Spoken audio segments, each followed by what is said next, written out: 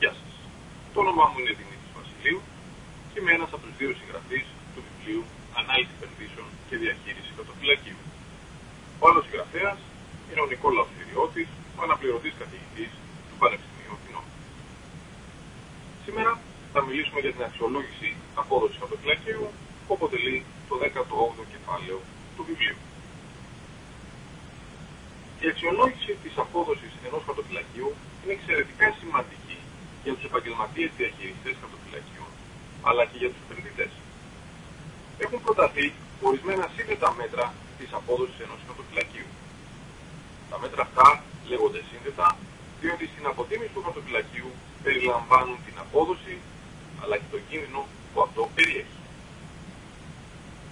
Τα πιο δημοφιλή σύνθετα μέτρα απόδοσης είναι τα εξής 5. Το μέτρο του Traynor, το μέτρο του SAR, το μέτρο του Jensen, το μέτρο M στο τετράγωνο και ο δείκτης πληροφόρησης.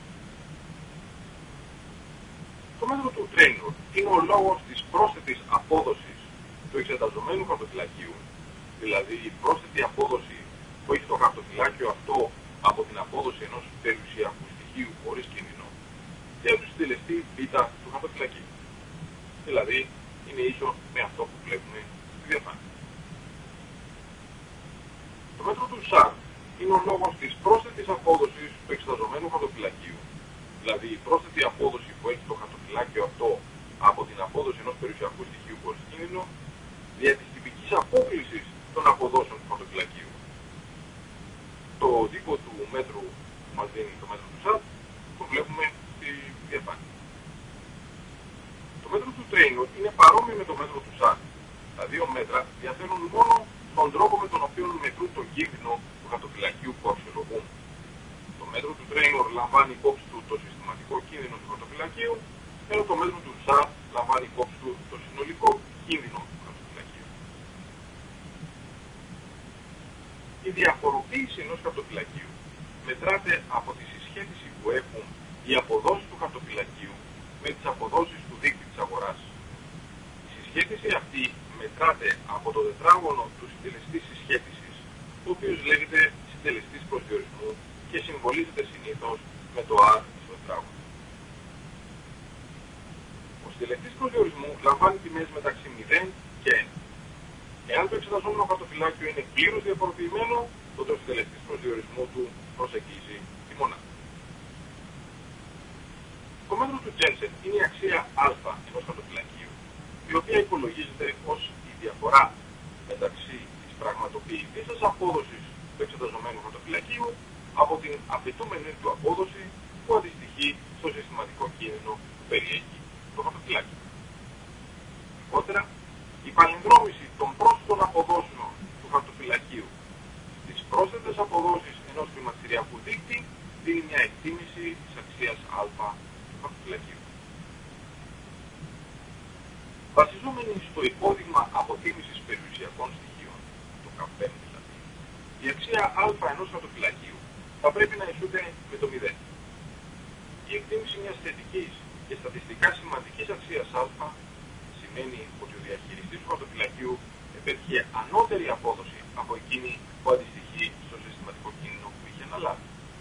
Αντιθέτως, η εκτίμηση μιας αρνητικής και στατιστικά σημαντικής αξίας α σημαίνει ότι ο διαχειριστής του χαρτοφυλακίου πέτυχε κατώτερη απόδοση από εκείνη που αντιστοιχεί στο συστηματικό κίνδυνο που είχε αναλάβει. Το μέτρο M στο τετράγωνο μετρά την απόδοση που θα είχε ένας επενδυτής από το χαρτοφυλάκιό του αν δανεισόταν ή δάνεισε με επιτόκιο ίσο με αυτό του περιουσιακού στοιχείου χωρίς κίνδυνο, έτσι ώστε η τυπική απόκληση του νέου χαρτοφυλακίου του να συντεριάζει με την τυπική απόκληση του χαρτοφυλακίου της αγοράς. Το M τετράγωνο δίνεται από τη σχέση που βλέπετε στη διαφάνεια. Ο δείκτης πληροφόρησης ή δείκτης πληροφοριών ή δείκτης αξιολόγησης μετρά με μη κανονικές αποδόσεις ανά μονάδα κινδύνου, η οποία μπορεί να εξαλειφθεί με τη διαφοροποίηση. Ειδικότερα, ο δείκτης πληροφόρησης είναι ο λόγος της πρόσθετης απόδοσης ή της αξίας α ενός χαρτοφυλακίου, εκφρασμένη σε ετήσια βάση, και της τυπικής απόκλησης των καταλήπων της παλινδρόμησης, εκφρασμένης σε αιτήσια βάση. Ο δείκτης πληροφόρησης δίνεται από τη σχέση που εμφανίζεται στη διαφάνεια, όπου IA είναι ο δείκτης πληροφόρησης, η δείκτης αξιολόγησης, α είναι η αξία α του χαρτοφυλακίου και σ η τυπική απόκληση των καταλήπων, η οποία λέγεται και κίνδυνος καταλήπων ή σφάλμα παρακολούθησης του χαρτοφυλακίου.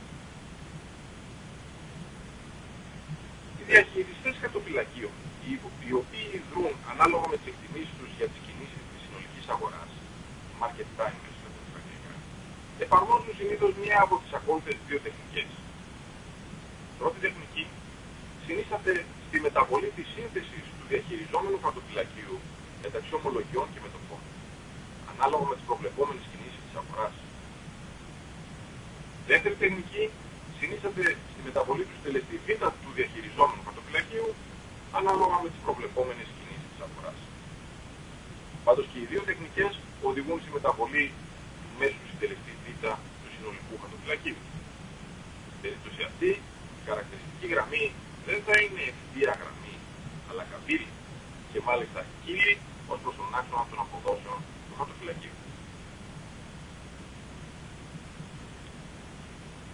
Γενικά υπάρχουν δύο προβλήματα που επηρεάζουν τα μέτρα αξιολόγησης της απόδοσης των χαρτοφυλακίων, τα οποία είναι τα εξής.